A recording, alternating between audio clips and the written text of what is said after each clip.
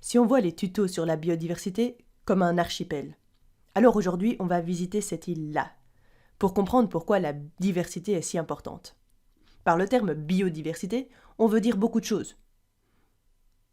Et dans notre cas, nous allons parler de ce qu'on appelle la richesse spécifique, parce que c'est quelque chose qu'on peut mesurer. En comptant le nombre d'espèces quand on se promène et qu'on découvre le nombre d'espèces qui sont dans un environnement donné, c'est quelque chose qu'on peut vraiment faire. Il y a plusieurs espèces de plantes, plusieurs espèces d'animaux, plusieurs espèces de microbes, plusieurs espèces de champignons, et ils interagissent tous dans l'environnement pour créer ce qu'on appelle un écosystème. Éco, c'est un terme intéressant. C'est un ancien mot qui signifie maison. Donc, c'est un système qui va dans notre maison, là où nous vivons. Tous ces organismes interagissent entre eux. Ils se comportent ensemble. Ils interagissent entre eux. Certains mangent les autres, d'autres décomposent les troisièmes. Et eux, en plus de l'environnement physique, la maison, ils forment l'écosystème. Pourquoi le nombre d'espèces, en d'autres termes la richesse spécifique, est si crucial au fonctionnement d'un écosystème? Comment se fait-il que le nombre d'espèces permette à l'écosystème de mieux fonctionner et de contribuer à la résilience et la stabilité de cet écosystème? Les scientifiques sont vraiment en train d'étudier tout ça, et un champ d'étude est en train d'émerger, qu'on appelle BEF, pour biodiversité, écosystème et fonction. Nous pouvons penser chaque écosystème comme des espèces qui entrent en réseau avec les autres. Elles interagissent entre elles, et il peut y avoir toutes sortes de types d'interactions. Elles peuvent vivre au-dessus les unes des autres, comme certains oiseaux qui nichent dans les arbres, ou encore plus essentiellement, certaines vont en manger d'autres. Ceci, c'est un schéma en réseau. Et crois-le ou non, un écosystème vraiment simple, dans lequel les organismes interagissent les uns avec les autres.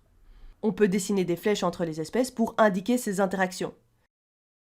Et on peut mettre des directions à ces flèches pour montrer que la matière et l'énergie sont en mouvement d'une espèce à l'autre.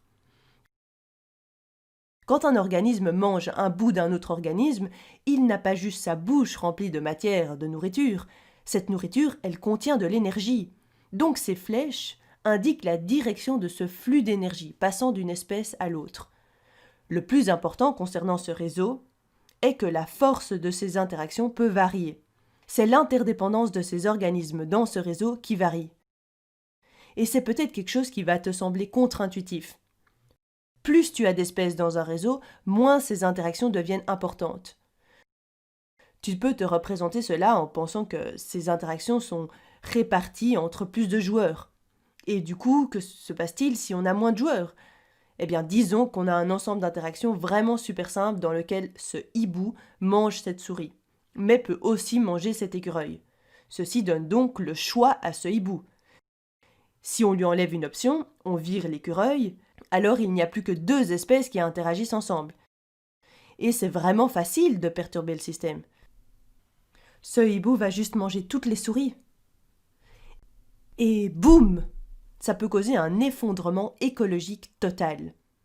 Donc plus la biodiversité est grande, ou plus il y a de richesses spécifiques dans un système ou dans un réseau, plus il est stable, grâce à toutes les options supplémentaires qui se présentent aux organismes qui le composent.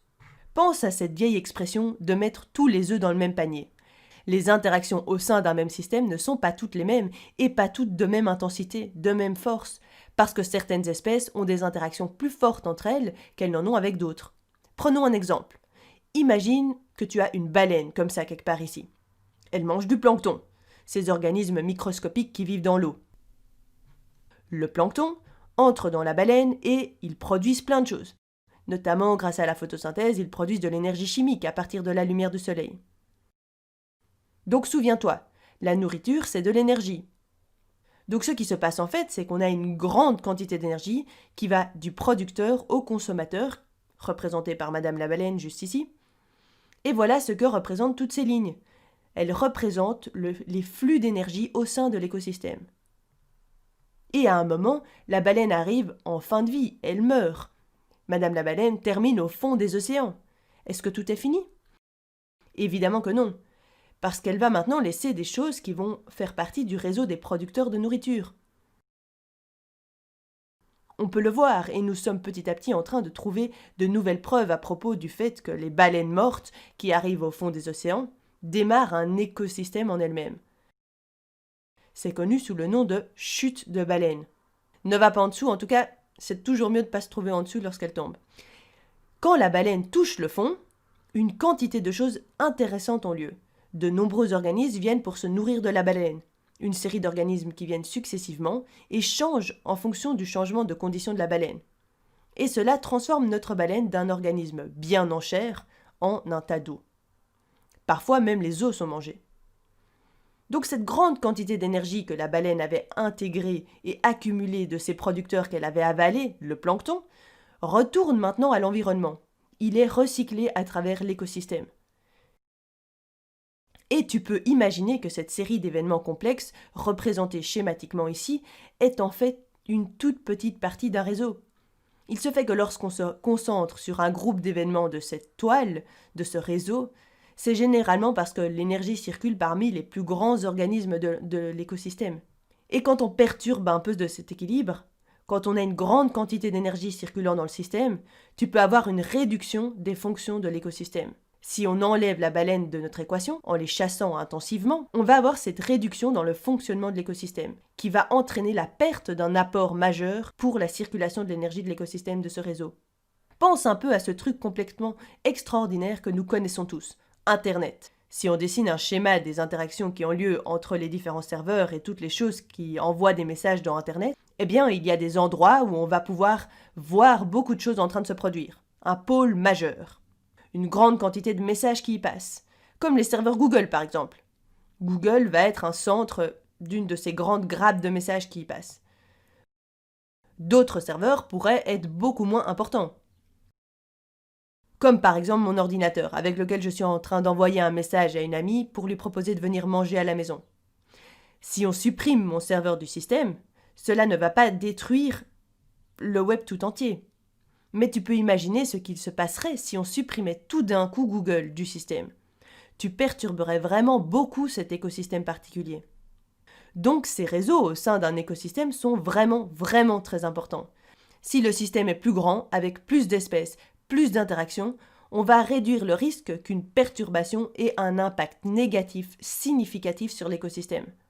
Parce que du coup, tu réduis le risque d'enlever un élément vraiment crucial. Une autre chose importante à propos de ces réseaux, c'est que toutes ces choses font quelque chose de différent. Elles font toute une autre activité. Donc si tu imagines un avion. Ici, tu vois un avion un peu complexe, avec 4 moteurs. Plusieurs parties qui bougent, un moteur à piston vrombissant. Tu as un gouvernail ici, des ailerons. Imagine cet avion voler dans le ciel. Disons maintenant que tu enlèves les rideaux qui sont devant les hublots. Tu ne vas pas faire cracher l'avion. Mais si tu retires des boulons cruciaux à la base des ailes, ici, juste connectés au fuselage, eh bien l'aile va tomber et on va avoir un énorme problème. Parce que, comme tu le sais, l'avion va se cracher. Et c'est la même chose avec l'écosystème. Chaque chose fait quelque chose de différent. Certaines choses ont plus d'importance que d'autres si on la retire. Et plus il y a de boulons, mieux c'est.